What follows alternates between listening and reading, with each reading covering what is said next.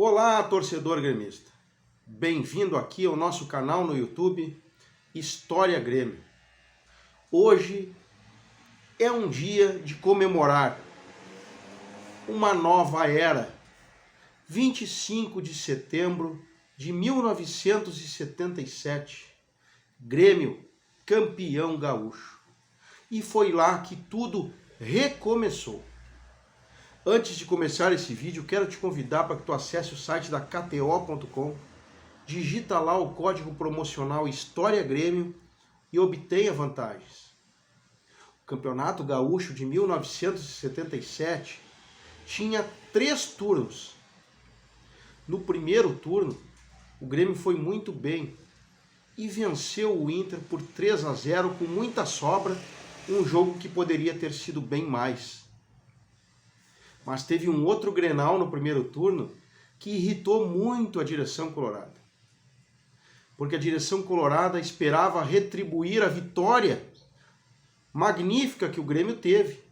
Mas o presidente, Hélio Dourado, também sabia fazer muito das suas e colocou um Grêmio absolutamente reserva contra o Inter, irritando demais a direção colorada em relação àquele jogo.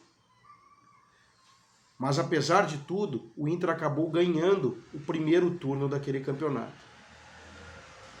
No segundo turno, havia uma conspiração declarada contra o Grêmio. Porque o Inter precisava, o Inter queria, e muitas forças ocultas trabalhavam para o Inter ser campeão gaúcho. Tanto é que a Federação Gaúcha de Futebol, a tão propagada Federação Gaúcha de Futebol, que muito pouco acrescenta no futebol do nosso estado, mudou o regulamento do campeonato. O segundo turno estava programado um octogonal, mas a federação rasgou o regulamento e passou a colocar 10 equipes para a disputa daquele turno. Pois é. E também, o que indignou muito a direção gremista, que a Federação Gaúcha acabou alterando 2 jogos do Internacional. Esse fato não foi pouco. Esse fato foi extremamente grave e foi divulgado na época, nem por todos da imprensa, mas foi muito questionado. Tanto é que o presidente Hélio Dourado ficou tão indignado que fez uma reunião no Conselho Consultivo do Grêmio, que na época dispunha de 16 ex-presidentes, e decidiu, tanto Dourado quanto o Conselho Consultivo, pedir licenciamento do Campeonato Gaúcho de 1977. Apoiado por todos, o Grêmio pediu licenciamento. Mas não aconteceu nada, e o Grêmio foi obrigado a continuar a disputar o campeonato. A intervenção foi tão grave que o governador do estado, Simval Guazelli, teve que intervir e entrar em contato com o presidente da Federação Gaúcha de Futebol para diminuir um pouco o que estava sendo feito em relação ao campeonato e aos prejuízos que o Grêmio vinha recebendo. Era um total absurdo. E vinha mais um Grenal do segundo turno. E o Inter pedia enfaticamente que o árbitro da partida fosse Agomar Martins. E, obviamente, o árbitro da partida foi, por muita coincidência, Agomar Martins. Mas nem o Inter, nem o árbitro e nem a federação esperavam que aos 14 segundos de jogo, Iura, o passarinho, desmontasse tudo o que tinha sido armado contra o Grêmio e fizesse o gol mais rápido da história dos Grenais.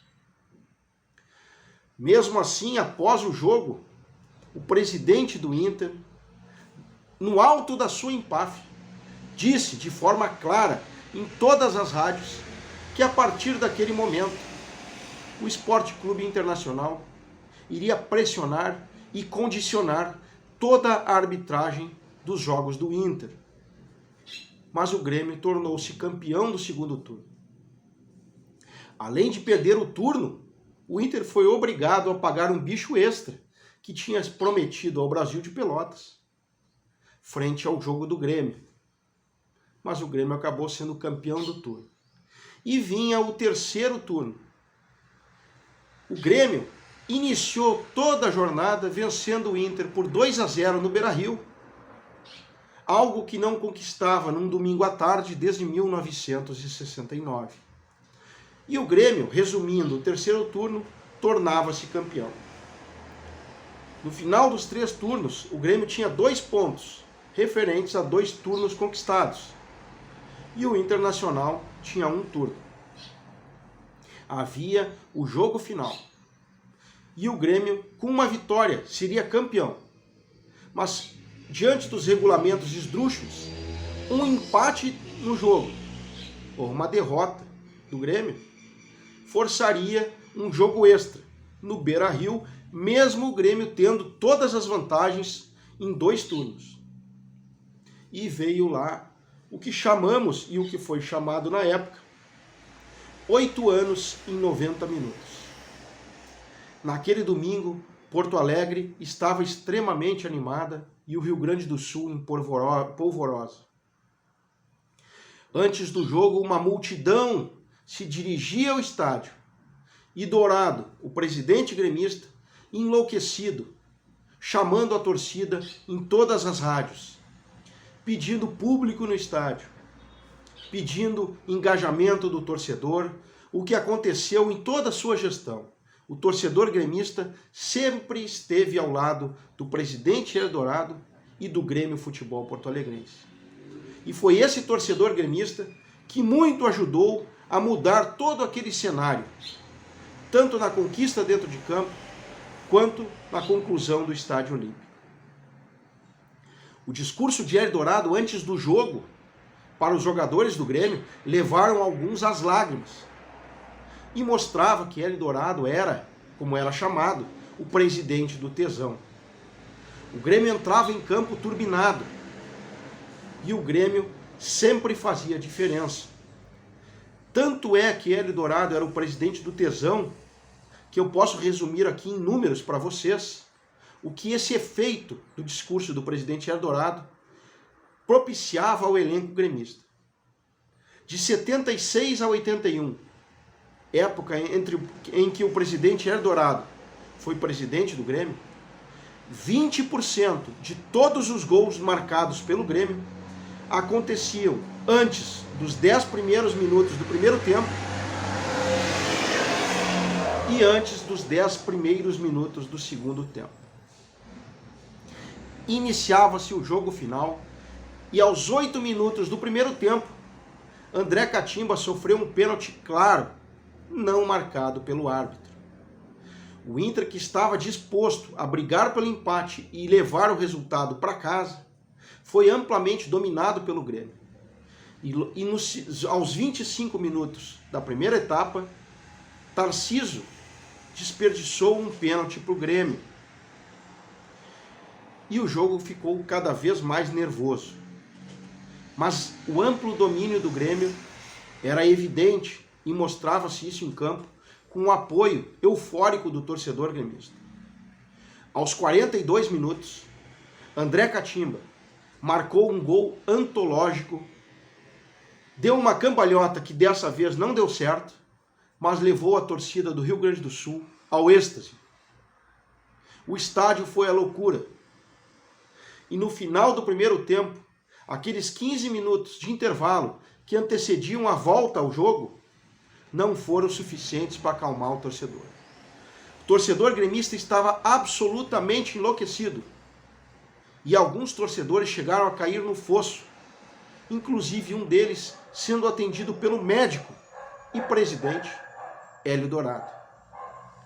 E veio o segundo tempo e o Inter tentava forçar, tentava trazer um empate e levar para sua casa uma vantagem. Mas isso não aconteceu, porque o Grêmio, capitaneado por Oberdan, soube fazer muito dentro de campo e segurar um verdadeiro milagre, trazer para o Estádio Olímpico mais um título gaúcho, quebrando uma hegemonia de 8 anos. O Grêmio foi campeão. A torcida veio à loucura. Os jogadores choravam, se abraçavam em Telê, se abraçavam em Eldorado e na direção gremista.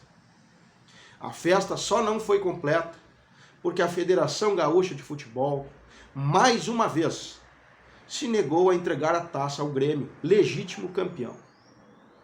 No outro dia, após uma grande confusão, uma exigência do Grêmio, e por a Federação Gaúcha de Futebol não ter mais o que fazer e tentar defender o Inter, o Grêmio recebeu a legítima taça de campeão gaúcho. A partir de 1977, não começou a história do Grêmio, mas ela entrou em um outro patamar. Porque o Grêmio voltava a ser campeão gaúcho num período de trevas, onde muita coisa acontecia fora do campo. E o Grêmio voltou a ser campeão, voltou a dar um novo ritmo, a dar confiança à torcida, a empolgar os jogadores, e o Grêmio tornou-se maior, depois sendo campeão brasileiro, indo para sua primeira Libertadores, conquistando a América e o mundo e dando ao Grêmio Futebol Porto-Alegrense um novo patamar no cenário mundial. Te convido para conhecer o canal do Gremista Historiador no Instagram, maior acervo particular de Grêmio do Brasil. E também te convido para conhecer a EducaCoin, a primeira criptomoeda brasileira voltada ao ramo da educação. Um grande abraço e até o próximo vídeo. 25 de setembro de 1977. 8 anos e 90 minutos.